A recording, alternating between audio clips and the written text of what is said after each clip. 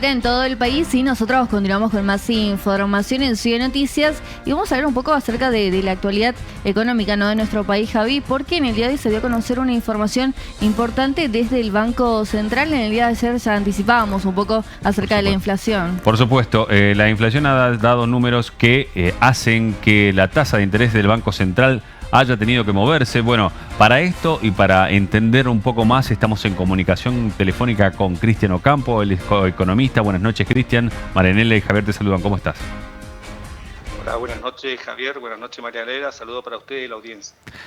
Cristian, bueno, puntualmente queríamos entender un poco. El Banco Central ha anunciado hoy una suba en las tasas de intereses en plazos fijos y particularmente una tasa de interés en lo que tiene que ver también con la liquidación del ELIX. Pero, ¿en qué consiste esto? ¿Cómo afecta al resto de la población argentina? Perfecto. Mira, bueno, efectivamente la medida del Banco Central de elevar la tasa de interés de plazo fijo del 75% anual que estaba desde septiembre del año pasado al 78% mensual implica una reacción frente al índice de inflación que se conoció el día de ayer del mes de febrero, que arrojó un 6,6% mensual. La tasa de inflación, la tasa de interés que sostenía el Banco Central oscilaba el 6,2% mensual, con lo cual quedó por debajo, en 0,4 puntos, de la inflación, ¿no es cierto? Y una de las exigencias del Fondo Monetario Internacional en el plan que viene llevando a cabo con Argentina era que mantengas tasas de interés reales positivas. Esto, al tener este índice, en primer lugar, afectó ese acuerdo, ¿no es cierto?, como primera medida. Pero acá, ¿qué busca el Banco Central? El Banco Central lo que está buscando es retener los depósitos en pesos que hoy están en los bancos. ¿Por qué? Porque si yo tengo un depósito en plazo fijo en un banco y me paga menos que la inflación, ¿cuál es la reacción lógica? Sacarlo y buscar otro bien o otro instrumento para preservar mi valor, ¿no es cierto? Y estos instrumentos que son dólares financieros, dólar blue, o son bienes y servicios del mercado. En ambas situaciones perjudican al gobierno, porque si nos vamos a los dólares alternativos o financieros, lo que eso genera es presión sobre la reserva monetaria del Banco Central, que, como sabemos todos, hoy son muy escasas, escuetas, y están todo el tiempo tensionadas por la escasez de los dólares, producto de varias cuestiones, entre ellos la sequía, que hoy golpea fuertemente a la reserva. Y el otro aspecto que lesiona, digamos, es que se vaya a bienes y servicios, esos pesos, y esto recaliente el proceso inflacionario, que hoy ya viene muy en alza, ¿no es cierto? Hoy, con los índices de ayer, estamos proyectando una inflación de 102,5% año, y incluso el mismo Banco Central en el REM, con el índice REM que analiza la expectativa de mercado, hoy lo sitúa en 110%. Entonces, el Banco Central rápidamente reacciona ante este dato para cumplir con el Fondo Monetario, primera cuestión, pero también para retener esos pesos en los bancos y que no se vayan ni a dólar ni a bienes y servicios en el mercado para recalentar el proceso inflacionario, ¿no es cierto? Bien. Lo que se busca, pero bueno, esto tiene consecuencias. Me preguntabas qué consecuencia tiene para la economía. Y bueno, las consecuencias, las tasas reales positivas siempre es lo que se busca, es lo que todo sistema bancario monetario debe buscar. ¿Por qué? Porque el ahorro de las personas, en términos razonables, pagando tasas razonables en un país estable, tiende a generar dinero en los bancos para que esto a su vez se den vuelta y puedan generar préstamos. El dinero es igual al ahorro, que el ahorro es igual a la inversión, ¿no es cierto? Si tenemos ahorros en los bancos pueden prestar a las personas para que consuman bienes durables o a las empresas para que inviertan. Bueno, esto es en un contexto de una economía estable. El contexto de Argentina no es estable. Hoy las tasas de interés son muy elevadas porque por la necesidad imperiosa de retener los pesos y que no salgan a dólar igual al mercado, pero al ser tan elevada no cumplen la función de ser ahorro igual inversión. Hoy estas tasas elevadas lo que cumplen es solamente un efecto de contención de los pesos en la calle, pero no están provocando el efecto que la economía sanamente busca, que ese ahorro se traduzca en inversión, y la inversión o el mayor consumo o el mayor actividad. Entonces, Es un equilibrio muy finito que tiene que jugar el gobierno, el sistema monetario, es decir, el regulador monetario que es el Banco Central, para contener esta situación. Tasas altas permanentes es imposible porque ahoga la economía. Hoy Claro. estamos viendo que la economía se encuentra asfixiada, es decir, las personas no van a la compra de bienes durables, es decir, a electrodomésticos, motos, autos o incluso vivienda, construcción, porque el financiamiento es muy caro. Es decir, hoy las tasas que cobran los bancos están superando en términos anuales el 150%. Entonces, ¿qué sueldo puede resistir ese nivel de incremento, ¿no es cierto? Entonces, claro. esta es una medida absolutamente de reacción ante un proceso inflacionario, pero no es una medida que se pueda mantener por mucho tiempo. Esto realmente ahoga la economía, la asfixia, no deja posibilidad de emprender un proceso tanto para las familias de inversión como para las empresas, ¿no es cierto? Claro, digamos, Cristian, que en este sentido lo ideal sería ver cómo las tasas comienzan a bajar a medida que también la inflación se va aplacando, ¿no? Es una imagen positiva. Esto más o menos nos lleva a un panorama como el del año pasado.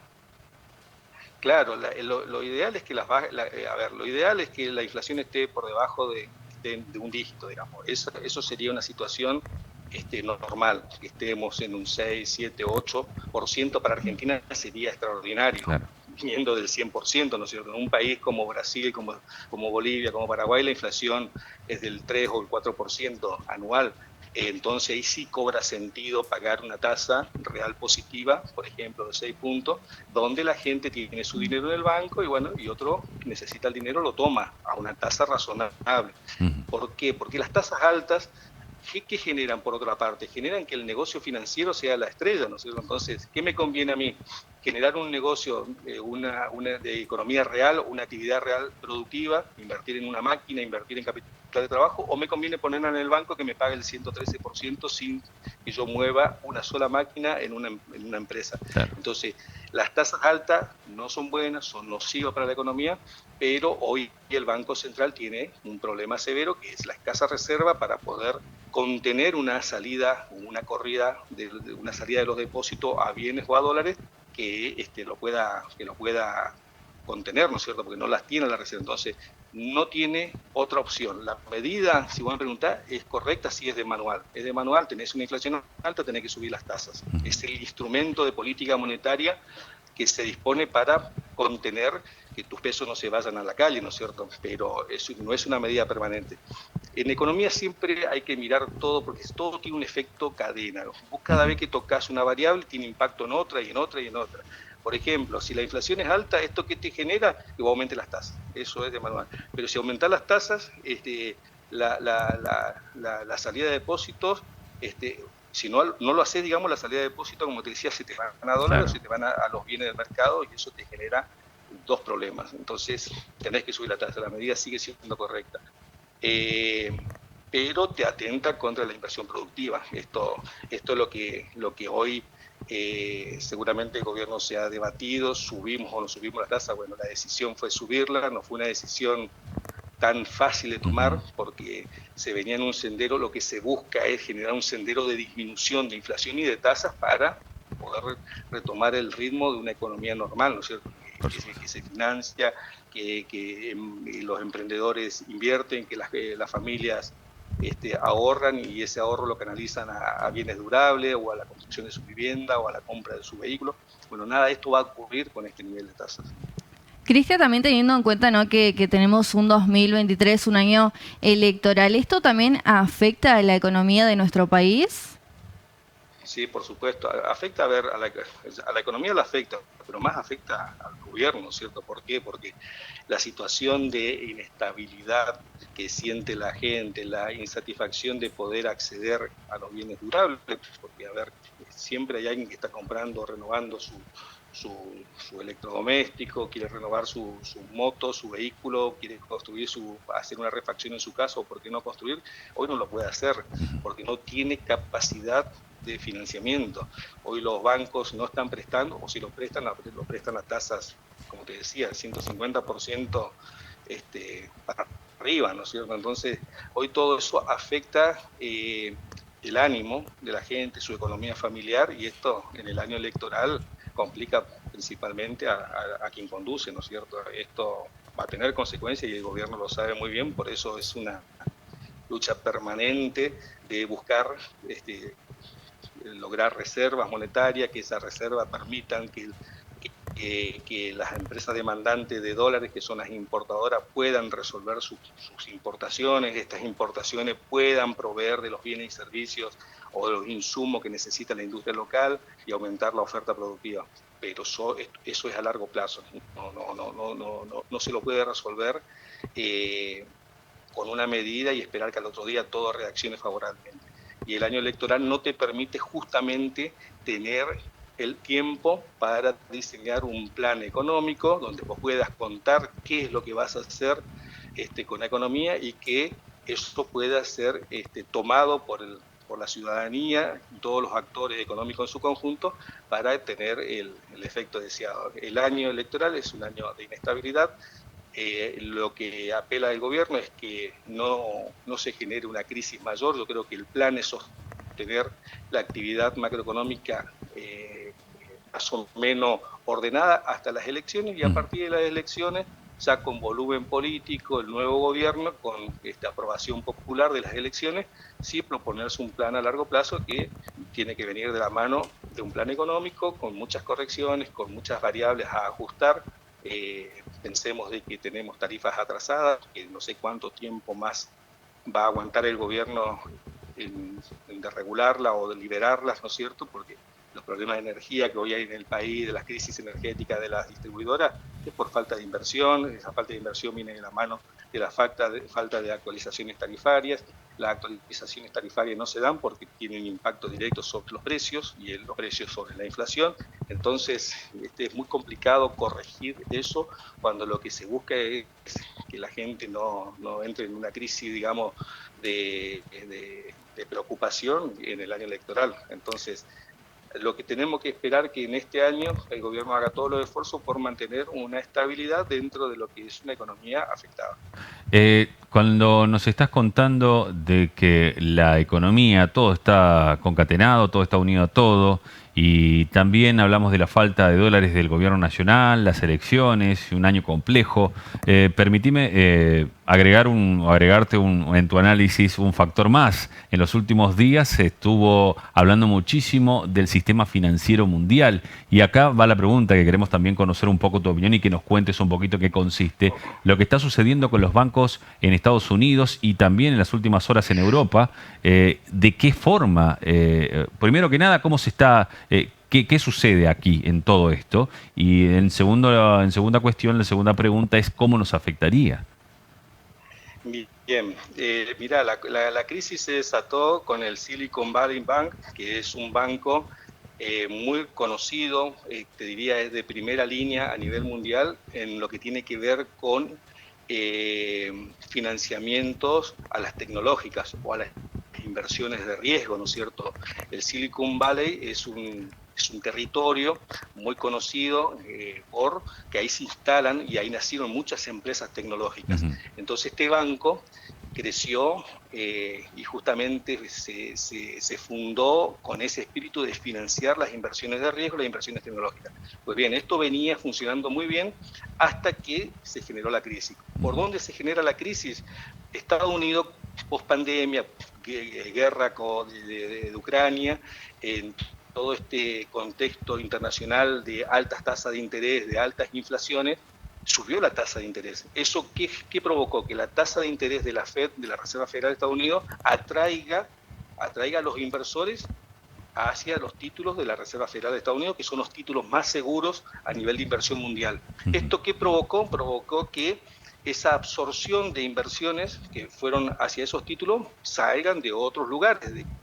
¿De qué lugares? O de los países emergentes como Argentina, donde somos país de riesgo, o de aquellas acciones de riesgo del mercado. ¿Cuáles son las de mayor riesgo? Justamente las que financia Silicon Valley Bank o las que financian otros bancos que también, no por casualidad, entran en crisis. Entonces, cuando Silicon Valley advierte de que sus acciones se están desvalorizando y se encontraba muy fuertemente apalancados sus activos en estas acciones, empiezan a disminuir su precio y empieza a incurrir en pérdidas. Esta pérdida lo lleva a reaccionar al banco de una manera como dicen los analistas, con una reacción comunicacional que hizo caer su reputación, ¿no es cierto? Entonces asustó a sus inversores y estos entraron en pánico y provocaron una corrida bancaria. Es decir, se empezaron a retirar de este banco apresuradamente. Cuando el regulador americano advierte esta situación, lo que hace es poner freno y asegura a sus inversores de que van a cobrar todos sus depósitos. Pero para esto ya fue tarde, el banco entra en quiebra, perdió más de 42 mil millones de dólares, para que dimensionemos, perdió la reserva del Banco Central de Argentina en 3 días, digamos. Entonces, esto generó una crisis en cadena con los bancos de similares situaciones y llevó a que el sistema entre en pánico. Reacciona Estados Unidos, asegura a los depositantes y genera un poco de estabilidad que hoy se prevé, digamos, controlada. Pero también hubo reacción en otros sistemas bancarios, como el sistema suizo, donde el banco Credit Suisse, que es uno de los mayores bancos suizos, también entró en pérdidas importante, que llevó a la preocupación de la Unión Europea a ver cómo actúa de manera más o menos similar a cómo actuó el Banco Central estadounidense para contener ese riesgo bancario y que no entre en crisis todo el sistema financiero. ¿Cómo afecta a la Argentina esto? Y te diría que en el corto plazo no lo afecta mucho, porque Argentina ya está fuera del mercado hace más de un año. Es decir, nosotros como país no tenemos hoy acceso al financiamiento vía emisión de títulos públicos en el exterior, porque bueno, el default, el alto riesgo país que tenemos de 2.400 puntos hace inaccesible a los mercados externos. Ahora bien, ¿es inocuo el efecto? No, la economía mundial está totalmente relacionada y esto al mediano y largo plazo sí puede provocar una crisis al país. ¿De qué manera? Los países socios de Argentina que no están en la misma situación, que están, digamos, accediendo hoy al financiamiento internacional, pueden tener dificultades, porque ante esta situación de pánico en el sistema mundial, todas las inversiones, todos los capitales, todos los fondos, ¿a dónde van? A las inversiones más seguras. ¿Cuál es la inversión más segura? Los títulos de la Reserva Federal Americana o otros títulos de similar estatus de países centrales. Entonces, al retirarse de los países emergentes, estas inversiones, mayoritariamente Brasil, por ejemplo, socio Argentina, China, esto puede provocar de que estos países carezcan de financiamiento y disminuyan sus operaciones comerciales con el país, llámese importaciones por parte de ellos, o que incluso disminuyan sus exportaciones al país porque carezcan de capacidad productiva. ¿Esto puede ocurrir? Sí, a mediano y largo plazo, no ahora. Ahora para el país va a ser de una manera más inocua el efecto. Sí puede afectar a las corporativas argentinas, es decir, llamemos YPF, llamemos bancos, llamemos las energéticas, que buscan financiamiento en el mercado mundial, porque, vuelvo a repetir, ante situación de riesgo, ¿qué hacen los tenedores de inversiones? Se van a las inversiones más seguras, dejan de lado por un momento las inversiones de riesgo y ahí es donde puede afectar al financiamiento de las empresas nacionales. Bien. Cristian, también teniendo en cuenta, ¿no?, la decisión que tomó en el día de hoy el Banco Central respecto a los plazos fijos, por ahí como economista, ¿qué le aconsejarías por ahí a los ahorristas, a la señora, al señor que está en la casa y por ahí tiene un capital? ¿Sería un buen plan, ¿no?, ingresar la plata a plazo fijo? Sí, mira, ahí tenés que segmentar el consejo, ¿no es cierto? Tenemos que hablar a las familias, que el plazo fijo, tenemos que hablar a las pequeñas empresas y, ¿por qué no?, también a las grandes empresas. Te diría, a las familias, el plazo fijo hoy con las tasas que aumentó el Banco Central le da cobertura de inflación. ¿Le da ganancia? No. Lo que hace es cubrirla, que no se pulverice su poder adquisitivo presente, ¿no es cierto? Al asegurarte una tasa que va a estar a la par de inflación, por lo menos te está cubriendo de que no se desvalorice. Es una acción conservadora de poco riesgo. El otro consejo que podés dar a la familia es que accedan a esos bienes, que si tienen un ahorro, a esos bienes que necesitan, que piensen de que van a subir su precio, ¿no es cierto? Bueno, que anticipen o de alguna manera su compra, que tomen la decisión de avanzar, porque con el proceso inflacionario que se prevé van a subir su precio. Eso a nivel de doméstico, ¿no es cierto? A nivel de las empresas, lo más apropiado es que o van a inversiones como plazo fijo o que reaseguren sus stock de mercadería, su capital de trabajo, que también eso le va a dar cobertura al proceso inflacionario porque le va a permitir anticipar el valor actual para no tener que pagar más caro en el futuro y tener dificultades en su proceso productivo. Y a las grandes empresas hoy es fundamental tener un buen asesor financiero que permita diversificar toda su cartera de liquidez, ¿no es cierto?, su cartera de disponibilidad en distintas opciones. El plazo fijo es lo más conservador. Hoy hay fondos comunes de inversión donde podés tener renta superior al plazo fijo, podés tener accesos a letras del Tesoro Provincial, del Tesoro Nacional, podés ir a algunas inversiones en acciones que son realmente, que tienen expectativas de crecimiento, como por ejemplo las energéticas, que todos sabemos de que en algún momento no se va a poder contener la regulación tarifaria y esta lo va a permitir a las energéticas tener un crecimiento, una valorización de su activo, y bueno, quien invierta hoy en esas acciones es probable que tenga ganancia en el futuro. Pero eso ya es un nivel un poquito más sofisticado que hay que trabajarlo más minuciosamente, teniendo en cuenta los plazos que puede disponer en invertido su dinero, en qué momento tienen necesidades de ocupar ese dinero para pagar salarios, por ejemplo, o hacer inversiones en las empresas. Tiene que ver con una planificación financiera de la empresa. Por eso hoy creo que es muy importante que las empresas con mayores capitales tengan un asesor financiero que les permita armar su plan y su flujo de inversión. Cristian, la verdad, muchísimas gracias por tu tiempo y la verdad que nos tiraste muchísima luz sobre todos estos temas que nos preocupan, que vemos que se desarrollan en las noticias, también novedades que la verdad que la gente en casa necesita saber. Bueno, muchas gracias a ustedes, como siempre a disposición para cuando lo requieran. Muy bien, Cristian Ocampo, economista, siempre con Ciudad TV y con Ciudad Noticias para responder todas nuestras preguntas. Sí, nos dio un panorama